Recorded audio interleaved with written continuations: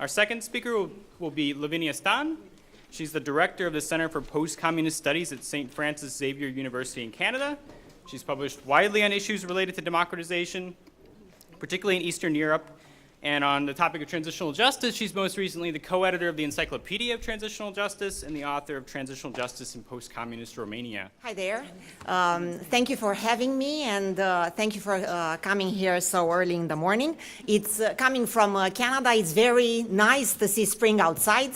So I'm coming from minus 25 Celsius, yeah? So what I want to do today is to talk about causes of transitional justice, and my focus will be Eastern Europe. Usually I talk, but I have a nasty habit of talking and talking and talking, so I will try to limit myself to my written text. During the past 25 years, since the collapse of the European communist regime, which took place in 1989 in Eastern Europe and 1991 in the Soviet Union, several authors have tried to explain why different post-communist countries responded to their pasts in different ways at different speeds. Countries in Eastern Europe were considered ideal from a comparative point of view because they all experienced similar repressive regimes at the same time, effected regime change between 1989 and 1991 in a short period of time, and underwent similar transitions afterwards. They provide quasi-experimental conditions ideal for undertaking comparisons and establishing correlations because their similarities mean that at least some factors can be assumed to behave as control variables with no or very little effect on their explanatory value. So let me survey key contributions to the literature in the chronological order in which they were published, keeping in mind that this overview might not be comprehensive. In 1991, Samuel Huntington claimed that three types of transition from authoritarian rule characterized the third wave of democratization. In the Hungarian and Bulgarian transformations, communist leaders changed those regimes into democracies. In the East German and Romanian replacements, more rigid communist regimes lost strength until they collapsed or were overthrown by revolutionary forces. Finally, in the Polish and Czechoslovak transplacements, as they call him, democracy was brought about in roundtable negotiations between weak communist regimes and weak oppositional forces. For Huntington, the type of regime from communism determined transitional justice. While officials of regimes that transformed themselves could declare amnesties to protect their position, and transplacements involved amnesty as part of the negotiated transition, officials in replaced regimes could demand nothing. Hence, Huntington singled out replacements as most likely to result in the prosecution of authoritarian officials. The weaker a communist regime was at the time of the transfer of power to democratic forces, the more likely was that officials would be held accountable for their acts of oppression.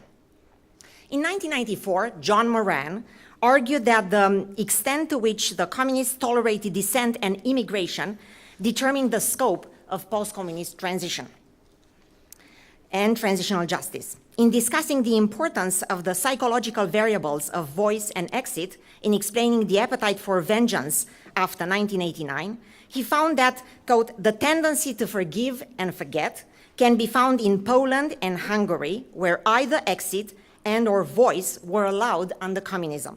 In Bulgaria and Czechoslovakia, where neither of them was allowed, calls for punishment predominated.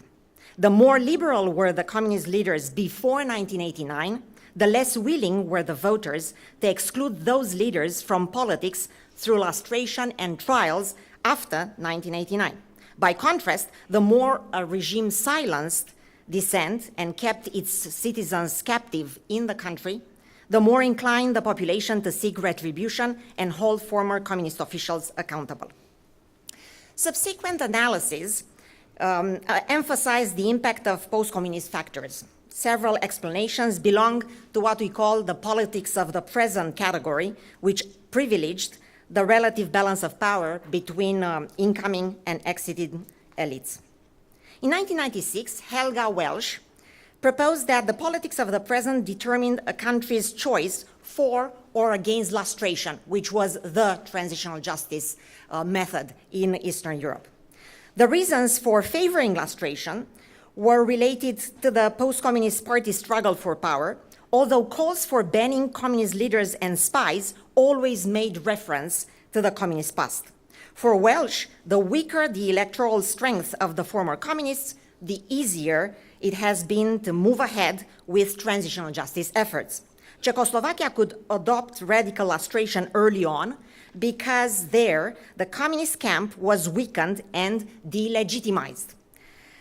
However, in Bulgaria and Romania, where former communists have continuously garnered substantial electoral support, issues of lustration and prosecution of communist crimes have added to the already substantial political polarization. Welsh discounted the possibility of countries enacting lustration as long as former communists control parliament, that is the body called to vote on screening bills, but believed that lustration could become more salient over time if politicians used it against their political rivals. Kieran Williams and his colleagues, in turn, argued that the adoption of screening laws depended on the differing access of former opposition groups to power and their ability to put together a coalition supportive of lustration, of screening. In 2003, they refined Welsh's theory to identify the circumstances under which lustration became part of the political game and specify the motives animating lustration advocates. Countries that pursued lustration more vigorously, that is the Czech Republic, Hungary and Poland, differed in terms of their communist experience and transition type, but face identical demands for lustration in the early 1990s. These demands, Kieran says, were translated into legislation at different times and varied considerably in the range of offices affected and the sanctions imposed. Because of the pervasive networks of secret informers and continuous political prominence of unrepentant communist leaders, many of the political divisions in the newly democratizing Eastern Europe were expressed by reference to the old regime, and attitudes to the past developed into an issue on which parties cooperate and compete.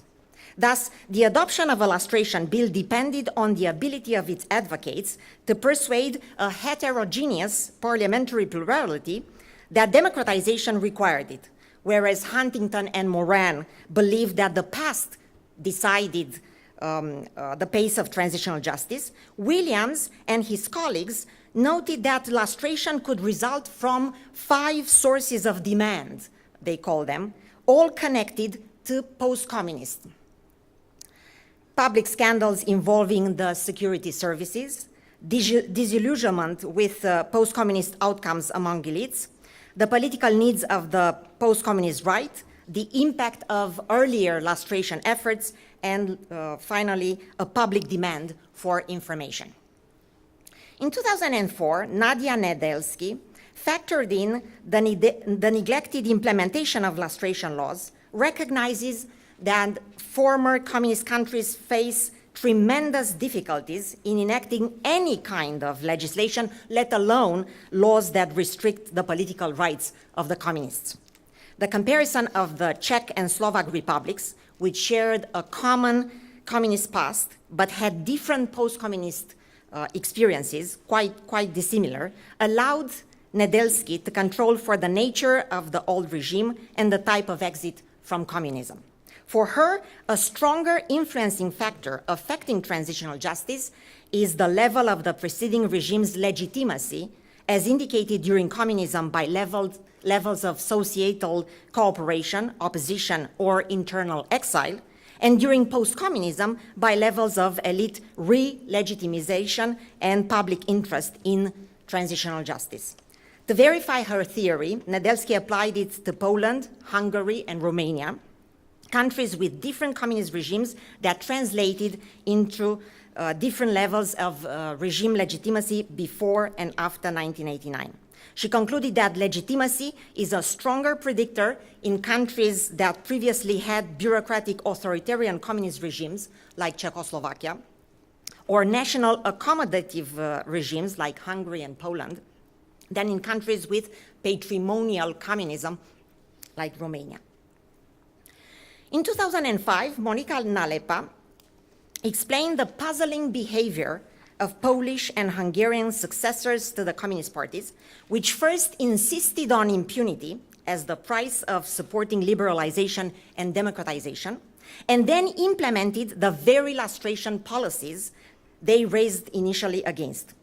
Drawing on rational choice and game theory, Nalepa determined that when former communists anticipated losing power to anti-communist forces, and as in Hungary in 1994 and Poland in 1997, they tried to appease a pivotal median party to prevent harsher legislation favored by hardline anti-communists. Thus, former communists behaved rationally, she says, by initiating less punitive laws than their anti-communist rivals would. For the former communists, support for lustration was not the result of the desire for an honest re-examination of communist human rights violations, but a preemptive strategy protecting their post-communist careers. Also in 2005, Moran and Eva Jaskowska concluded that available theories were inconclusive because they relied on a limited subset of cases and focused only on lustration and trials. To correct for these oversights, they examined a previously ignored set of countries, the Baltic republics, and looked at trials and rehabilitation of political prisoners, lustration, and property restitution, methods which they divide into criminal adjudication, political adjudication, and civil adjudication. They argued that Moran's pressure cooker analogy, proposed in 1994, provided the best point of departure for explaining post-communist justice and suggested not only that communist era exit and/or voice provide release valves after 1989, but also that additional escape valves are represented by the legitimacy of the communist regime, the replacement of communism with nationalism as the dominant political factor, and the torturer's disappearance through death or exile. Unless one of these valves relieves the pressure, a country will arrive at a point where criminal, civil, or political adjudications will be realized. In 2009, I argued in a book that reckoning is linked to the relationship between regime and opposition during and after communism. After surveying all post-communist countries from 1989 to 2007 and the implementation of legislation in the areas of lustration, court trials, and access to secret files, my collaborators and I concluded that transitional justice was strongly influenced by the composition, orientation, and strength of the opposition before and after 1989, the communist regime's dominant measure of ensuring societal compliance with its regime, either repression or cooperation, the pre-communist experience with political pluralism in all these countries. In countries with a pre-communist history of strong multi-party politics, where the communist-era opposition was relatively strong, as in Poland and Hungary, one finds a well-organized, well-educated, potentially powerful alternative regime in post-communism. Transitional justice was far more stringent, where communist rule was enforced through repression and ideological rigidity, than in countries where it relied on cooperation and reform. By contrast, where organized opposition towards communism was weak because of little pre-communist experience with political pluralism and the communist regime's severe repression of any counter-elite and co-optation of elites, one finds a much weaker push towards transitional justice after 1989. The role of political leadership, international pressure, and public perceptions was central to Brian Brodsky's explanation proposed in 2010. After examining 4 countries and 7 programs, Brodsky argued that political elites pursue transitional justice strategically, implementing popular programs if they do not interfere with the provision of other expected goods, and pursuing even unpopular programs when they are perceived to facilitate the delivery of expected goods, which include, in his view, everything from order, security, and civil liberties to anti-inflationary and pro-employment economic policies and international memberships. Leaders seeking political survival will ensure that transitional justice is perceived by their constituents to further the provision of goods. Primary actors, like the Prime Minister, suffer when constituent expectations and policy outcomes are out of sync more than ceremonial secondary leaders like a weak president. Public attitudes govern the relationship between public political goods and transitional justice policies, the more so since the latter are seen as competing for critical resources that might otherwise be made available for the pursuit of other programs.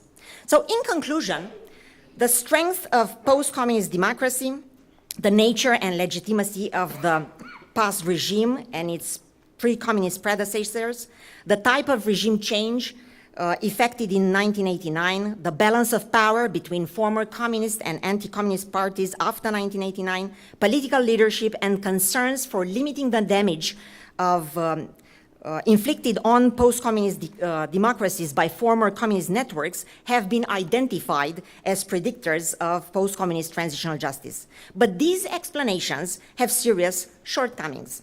They generally contrast the performance of a handful of countries, focus mostly on the 1990s and don't look at later transitional justice measures, and understand transitional justice rather narrowly as lustration or as court trials or a combination of the two. More importantly, they examine efforts to reckon with the legacy of one type of European dictatorship that evolved in particular historical circumstances, and as such, they might not be directly applicable to other regions with different dictatorial pasts. This literature helps us to understand the different routes post-communist countries have taken to redress their recent past. Still, important methods such as truth commissions, property restitution, official apologies and condemnations, and memorialization have been completely ignored. Equally ignored are reckoning processes championed and implemented by civil society, non-state actors, which sometimes sought to complement official programs, other times to preempt them, and still other times to provide better alternatives to them. It might be that, in the end, a combination of all these factors outlined here explains the post-communist diversity of transitional justice programs better than any of these factors taken in isolation. Thanks.